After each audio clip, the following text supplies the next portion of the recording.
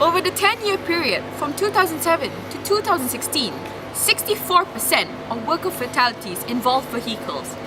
It is our responsibility that we make sure we create a safe environment when working with cars.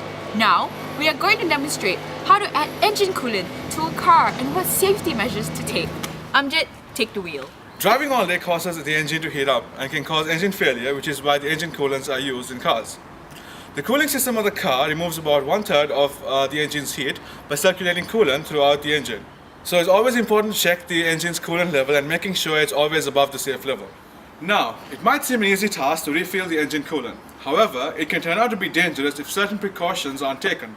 Let's assume that the coolant level is low and needs to be refilled. The first step is to park the car in a safe area away from the others, preferably in your own garage. The next step is to open the bonnet and make sure it's at its position properly. You can test it by applying pressure on it.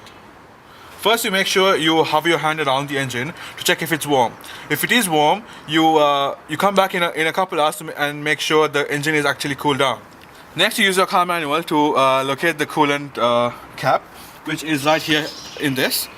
And then, assuming everything else is established, you twist this around to make sure it's open.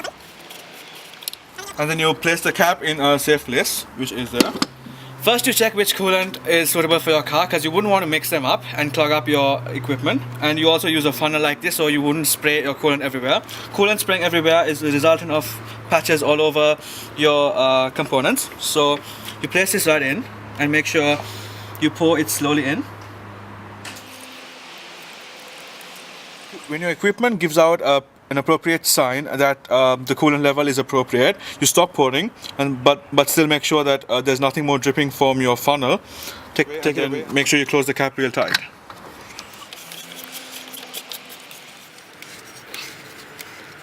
You now close the bonnet securely and make sure it clicks right. So that's how you refill an engine coolant within a car, safely and securely. That's 2 minutes. See you next time.